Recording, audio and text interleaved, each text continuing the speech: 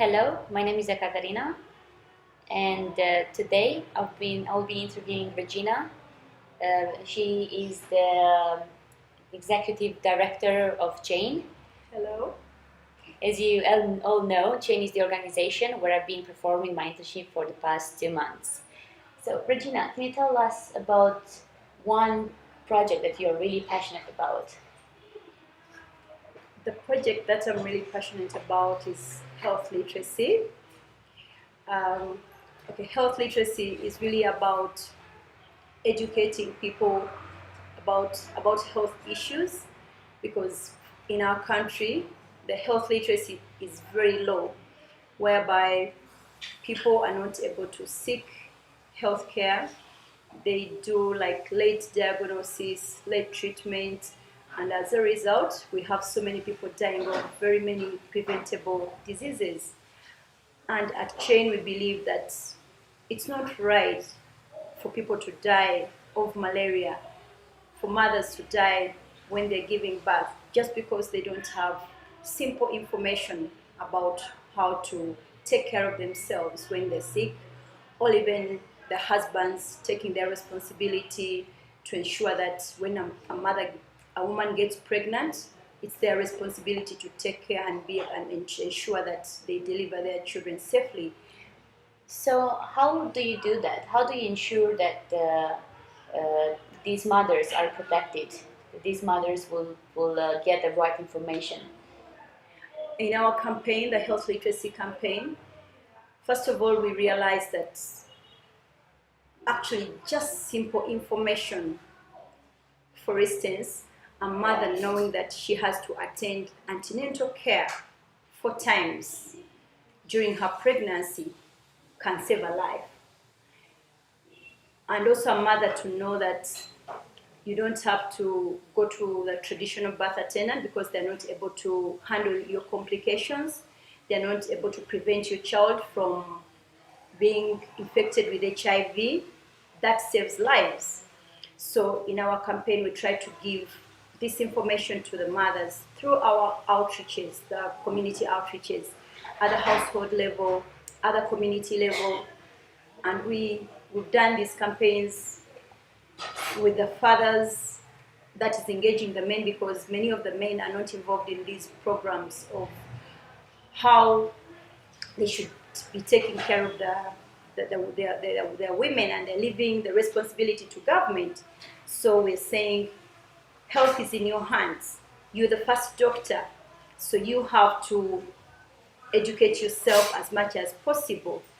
And health literacy is about how do you navigate the healthcare system, how do you obtain the health information, but most of all, how do you act upon this information? Because it's one thing having the information, but when you don't use it, it does not make a difference. So it's about obtaining it, acting upon it, and making use of it. When did you start this project about health literacy? Yeah, we started this campaign in 2011, and we've been running it it's now coming to 4 years. Yeah.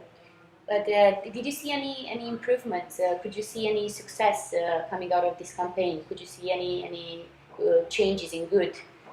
Yeah, definitely. And I'll give a very, very specific example, which I vividly remember. We went out for community outreach, and we're talking to sexual workers. And among the sexual workers, there was one who was pregnant. After listening to a testimony from a person living with HIV and the need to protect your unborn baby from being infected with HIV, and the need to go for antenatal care, at the end of the session, she came to me and said, "Thank you very much for coming here today, because I'm 7 months pregnant. I've never gone for antenatal care because I fear to be stigmatized by the health workers. I know that they will question why I became pregnant when I knew that I had HIV." So she was asking me that, is it possible to go now And she was very, very motivated because the person who was giving the testimony was a person living with HIV and had, 4 children who had no HIV. So I told her that it was very possible for her to go to get care at that moment. She actually went and she received very good care and she gave birth to a very healthy baby. So we were very happy to be part of that, to have saved her from any other complications and even her baby from being infected with HIV. So those are some of the successes which make my day, because sometimes you're doing this campaign and you're wondering whether you're making any impact. But when you come up with when you get such feedback or when you save a life, it really makes your day. Then another key example that I can vividly remember is when we talk to the men and we're telling them about early diagnosis. Men have very poor health-seeking behaviors. When we had a feedback meeting, the men actually came up and were giving testimonies about being more proactive in their health, seeking early diagnosis, but also they told us that usually they would, when they were looking in the newspapers, they would go to the sports page, but their practices have changed, and they now also go to the health section to know about their health, the health issues. That indeed sounds like a success story. I was wondering now, what can a volunteer do in your organization? Like, how can a volunteer help you in health literacy? Does it have to be a person coming with a background in health, or can anybody come and give you a hand? Yeah, definitely. There's quite a lot for volunteers to do at Chain, because we do community outreaches.